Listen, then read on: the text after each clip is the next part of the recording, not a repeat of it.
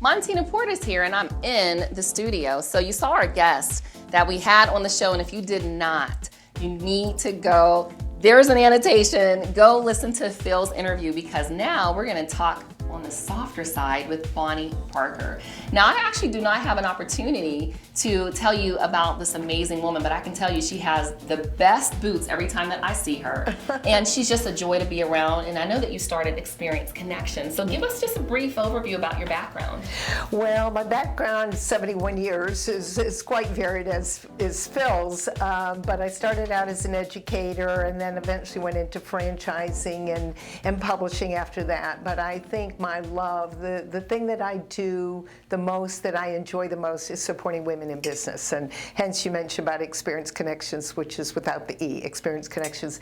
I just love meeting women, finding out what they're passionate about, just as you're so passionate about what you're doing, and finding ways to support them. So it's just something I've enjoyed, 20 years now. Oh, and if you meet her, time, she makes you feel so welcome, and she really does care about women in business. And being a woman in business, I'll tell you, especially I'm a double minority in business, it's a lot of work.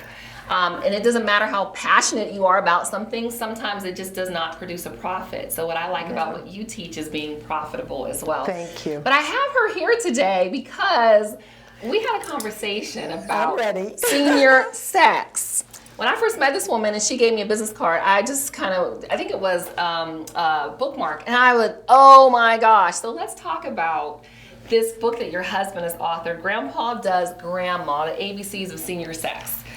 When you read that, or when he told you about it, what did you first think? At first I thought there's no way. I'm like, I'm not putting myself on that stage.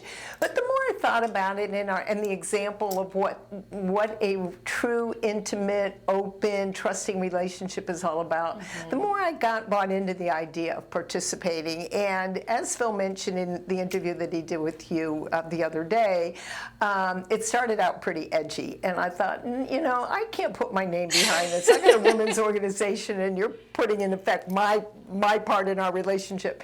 But the softer side developed for a really important reason, because what women and what men want are different.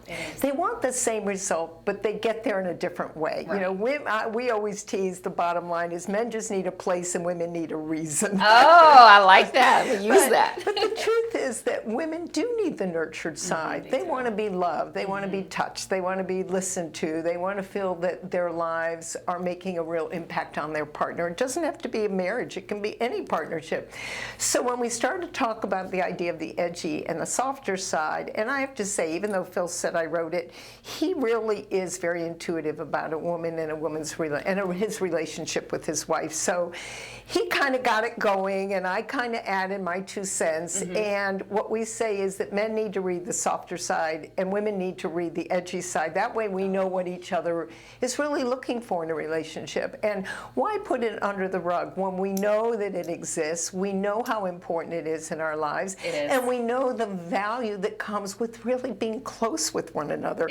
So once I got through all of that, I was totally willing to be vulnerable about it if it would help somebody else. No different than what I do with women in helping them in business. Now let me ask you this though, okay, on the edgy side, how many years have you been married and how many children? We're together 27 years.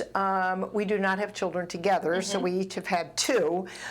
So our relationship, which is in a way a great thing, was not in any way impacted by raising children. Got it. We each did our own thing with previous partners, so that when we came together, some of the challenges of that did not exist. We had the challenges of a blended family. Well, I'm part of a blended family, so let me ask you this.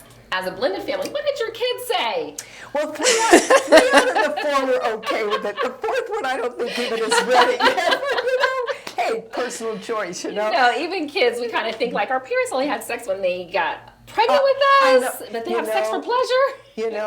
And that's absolutely the truth, because, and I will tell, and I'm going to tell your your listening audience that my mother was really for it. She thought it was great. So she's been a widow for a number of years.